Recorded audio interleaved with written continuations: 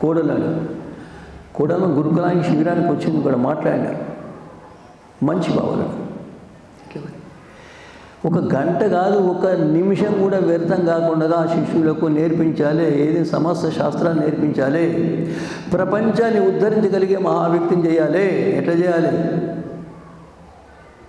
నేను చెప్పిన ఆడియో అంటారా? ఆడియో అంటారా? వేదమితిని అది తయారైంది. స్వామిజీ మీరు తీసుకెళ్ళి ఆడియో చేపిస్తామా?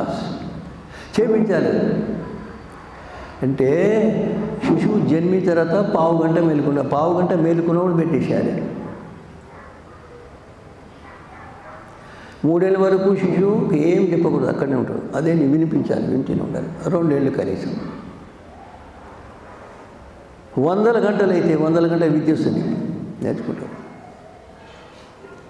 ఆ విధంగా వినడానికి, తర్వాత చిత్రాలు, వీడియో,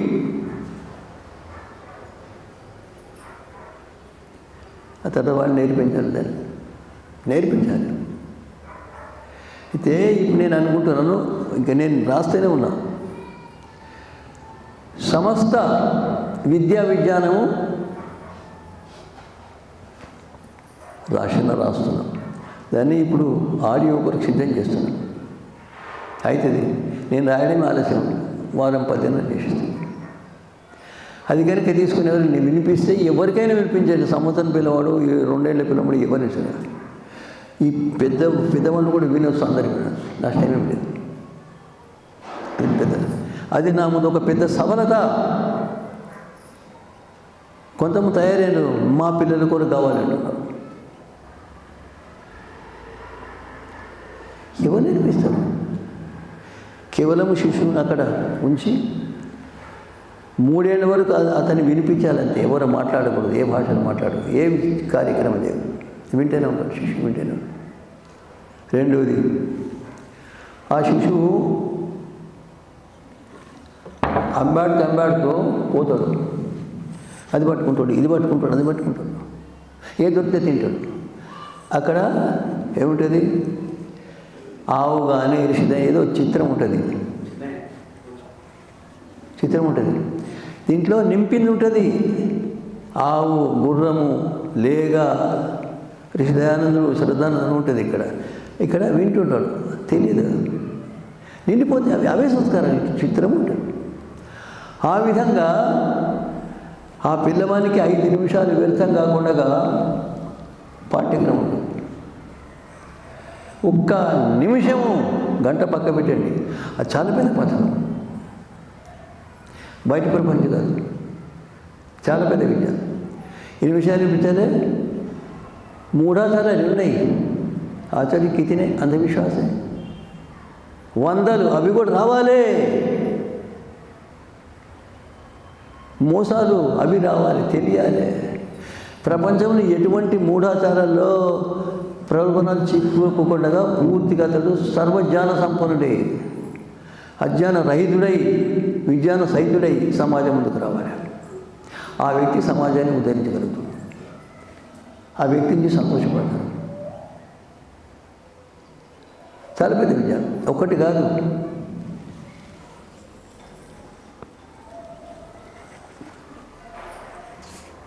ఈనాడు లక్షల కోట్ల మంది నమ్ముతున్నారు.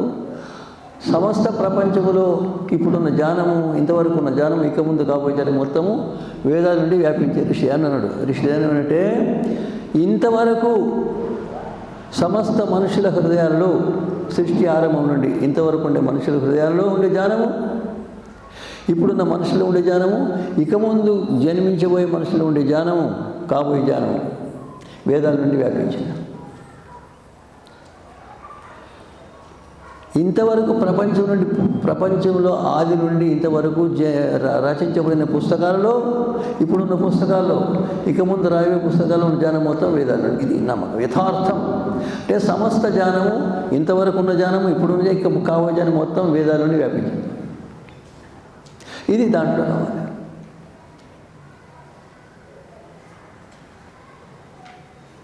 అయితే మరి ఇక వేరే గ్రంథాలు ఏం చదవాలి? అవసరం లేదు. కేవలం రాస్తున్నాను నేను ఆ విధంగా. ఒక విధంగా సమస్త గ్రంథాల్లో సమస్త మానవులో ఉన్న జ్ఞానము, కాబోయే జ్ఞానం మొత్తం వేదాలు అయితే ఆ వేదాలు పుస్తకం చిన్నప్పుడు రాసేస్తే పిల్లలు చదువుతారు, మొత్తం తెలిసిపోతుంది. భూగోళంలో ఆ పిల్లలు తెలియదు, భూగోళం మంత్రాలు పరిచయం. అంటే ఏ విద్య అతడు పెద్దగా చదివినా కూడా దీని గురించి నాకు వేదాల్లో మంత్రం ఉన్నదని చెప్పగలగాలి. అట్లా అవుతాడు అట్లా. ఏ విషయం తీసుకోండి మీరు, విమానం నడిపి అది కూడా ఉన్నది, ఖగోళ విజ్ఞానం అది కూడా ఉంది, ఆయుర్వేదం అది కూడా ఉంది, మన విజ్ఞానం అది కూడా ఉంది. అన్ని విషయాల మంత్రాలు దాంట్లో పొందుపరుస్తా. అది వింటారు. ఓహో, దీనికి సంబంధించిన మంత్రమే మొదలు విన్న మా కంఠం ఆ విధంగా తెలుసు. యథార్థం ఇది. శ్రమ చాలా అవసరం. సమస్త శాస్త్రాలు వేదాలన్నీ తెలిసి ఉండాలి. ఆ వ్యక్తి సంగ్రహం చేసి డిప్పటి చేస్తే ఆ పిల్లవాడు చిన్నప్పుడు 5 ఏళ్ళ లోపల లేదా 8 ఏళ్ళ లోపల మొత్తం విషయాలు తెలిసి ఉండాలి. అంతే. ఏ మంత్రం చదివినా సంధ్యామంత్రమా, యజ్ఞమంత్రమా, అన్ని అతని కంఠస్థమై ఉండాలి. మంత్రాలు ఎప్పుడు అతనికి తెలియకూడదు, ఎప్పుడు కంఠస్థం చేసుకున్నాడు అతను ఎవరు చెప్పారు ఏం లేదు. అట్లా సమస్త విద్యా విజయం రాజనీతి సమస్తం. అతడు సర్వజ్ఞుడు అంటే దాదాపు సర్వజ్ఞుడైనటువంటి వ్యక్తి, దాదాపు సర్వజ్ఞుడు సంభవం. నేను స్వయంగానే సమాజం అడిగిన వస్తుంటే రమ్మని. ఇది చాలా పెద్ద పరిశోధన.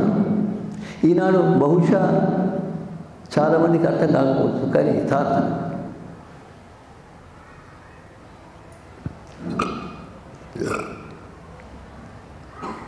మనము దానికి సిద్ధమైతే ఉపాయం. నేను చదువుతూ ఉన్నాను. దయానంద రాసిన విషయాలు కనీసం 40 పైన ఉన్నాయి, 40 పైన.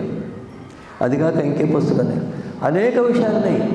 గోపాలన, యుద్ధము, పరిశోధన, ఆరోగ్యము, చికిత్స, రాజనీతి, న్యాయాలయము, అన్ని విషయాలు అన్నారు. అన్నిటి మంత్రాలు ఉన్నాయి. ఆ మంత్రాలు శిశువుకు కంఠస్థం అయిపోతాయి. బస్ అది అతని ముందు ఏ కొత్త విషయం నేను ఏది కొత్త విషయం బస్ అన్ని పాతే కావాలి. అట్లా ఉండాలి. చెప్పండి. అతడు దాదాపు సమస్త వేదాల జ్ఞానాన్ని సంక్షిప్తంగా తలను నింపుకొని ఉండాలి. అది సాధ్యమైనది. ఇదొక పథకము. కళలు కావు, ఇంద్రజాలం కాదు, పెద్ద విజయం. ఇప్పుడు కాదు, రేపు సమయం వస్తుంది, అందరూ పోషణ. ఇంతేకాదు, నేను ఇది కాగానే పుస్తకంగానే సిద్ధమవుతున్నా. ఆదిత్యనాథ్ యోగి, నరేంద్ర మోదీ పుస్తకం ఇచ్చి సమ్మతి రాయమని చెప్తాను. ఆచార్య దేవరాజ్ చాలామంది ఉన్నారు, స్మృతి ఇరానీ, రాష్ట్రపతి ఇస్తా రాయండి. నేను రాస్తారు, 3 నెలలు అట్లా రాస్తాను కూర్చొని. కానీ నేనేమంటే కేంద్ర ప్రభుత్వం దగ్గర పోతా. కేంద్ర ప్రభుత్వం అడుగుతా, అయ్యా మీరు దగ్గర అనేక విభాగాలు ఉన్నాయి, విద్యా విభాగము, అనేక విషయాలు. అయితే ఉత్కృష్టమైన మనుషులు నిర్మించే విభాగం మీ దగ్గర ఎందుకు ఉండకూడదు? ఉండాలి. నన్ను మార్గదర్శనం చేయండి. నేను మార్గదర్శనం చేస్తా. మీరు దినమానకు విభాగం చేయండి. మీ కేంద్రంలో ఉత్కృష్టమైన మానవులను నిర్మించే పద్ధతి ఒక శాఖ ఉండాలి. ఎందుకు ఉండకూడదు? ఒప్పుకోవాల్సి వస్తుంది. మార్గదర్శనం ఏం చేస్తాం మరి? అదే ప్రాంత ప్రభుత్వం. మీ ప్రాంతంలో తెలంగాణ కానీ, ఒడిస్సా కానీ, మహారాష్ట్ర కానీ, గుజరాత్ కానీ, మీ ప్రాంతంలో ఉత్కృష్టమైన సంతానం నిర్మించే విభాగం ఉండాలి. తెరవండి, ప్రారంభం చేయండి. నేను మార్గదర్శనం చేస్తాను, చూపిస్తా. ఆ లోపల కొన్ని విభాగాలు, కొన్ని ఉపన్యాసాలు చేయాలనుకుంటున్నాను. 50-60 గంటలు తెలుగులో, 50 గంటలు హిందీలో మాట్లాడతాను ఉపన్యాసం. యూట్యూబ్ అనే యంత్రం ద్వారా దాన్ని బయటగతం చేయిస్తాను. యథార్థం ఇప్పుడు కాదు, అది కనిపించదు, అవుతుంది. ఋషి దయానందుడు సత్యార్థ ప్రకాశం రాసి ప్రకాశం చేసినప్పుడు చాలామంది వ్యతిరేకించినారు. ఋషి దయానందుని ఉపన్యాసానికి విరుద్ధంగా ఉపన్యాసాలు ఇచ్చేవాళ్ళు. ఋషి దయానంద అనేక అపశబ్దాలతో సంబోధించి రాసిన పుస్తకాలు నా దగ్గర ఉన్నాయి. ఆ వ్యతిరేకం చేసిన ఇప్పుడు ఒక్కరు లేరు, వ్యతిరేకించే సమాప్తం. కానీ ఋషి దయానంద పుస్తకం ప్రపంచంలో ప్రఖ్యాతి. నేను ఒకసారి ఘట్టం చెప్పిన మీకు. నేను ఢిల్లీ నుండి భాగ్యనగరం, భాగ్యం నుండి ఢిల్లీకో పోతున్నా. అక్కడ జనరల్ నాలెడ్జ్ అనే పుస్తకాలు అమ్మబడుతున్నాయి. కొన్నా నేను చూసినంటే ఏమంటే సత్యార్థ ప్రకాశము ప్రపంచ ప్రసిద్ధ గ్రంథాల్లో ఒకటి ఏం రాసిన దాంట్లో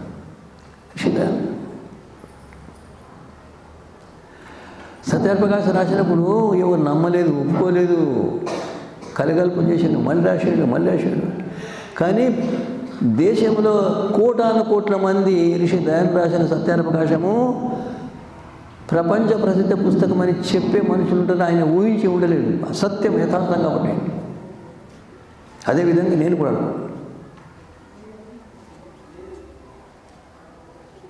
ఒక ఆయన అతను మాట్లాడాడు. ఆయన అష్టాదశ సూత్రాల పైన పరిశోధన చేస్తున్నాడు. పరిశోధన ఇది 11వ సూత్రమా 12వ సూత్రమా? ఎందుకు ఈనాడు ఏమైపోయింది తెలియదు మీకు. మీరు చెప్పండి, దేశంలో అనేక విద్యాలయాలు ఉన్నాయా? ఆ విద్యాలయంలో ధోతి కుర్తా కట్టుకునే వాళ్ళు ఎంతమంది, రుమాలు చుట్టుకునే వాళ్ళు ఎంతమంది? నాకు చెప్పండి. ఉపాధ్యాయులు చెప్పండి. ఎవరైనా ఉపాధ్యాయులు 70 ఏళ్ళ క్రితము నేను చూసిన. నేను జన్మించిన చిన్న ఊరిలో లాగనేది ఎవరు తెలియదు, అందరు దోతులే, రుమాళ్ళు, దోతులు, అంగీలు.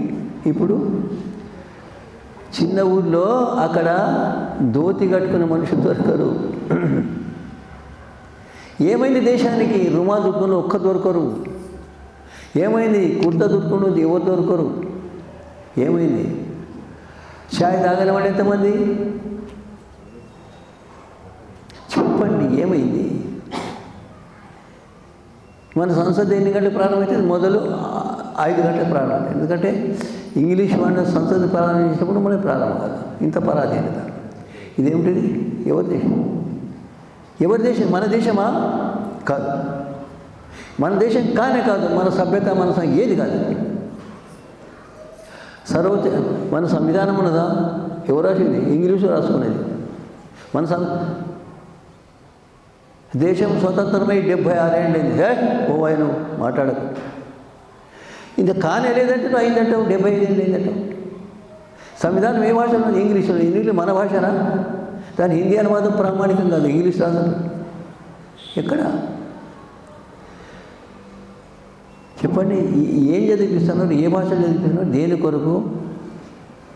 ఇక్కడ నేను ఒక విషయం అడుగుతాను. మీరు చెప్పండి. అనండి మాతృభక్తి అనండి. మాతృభక్తి, పితృభక్తి.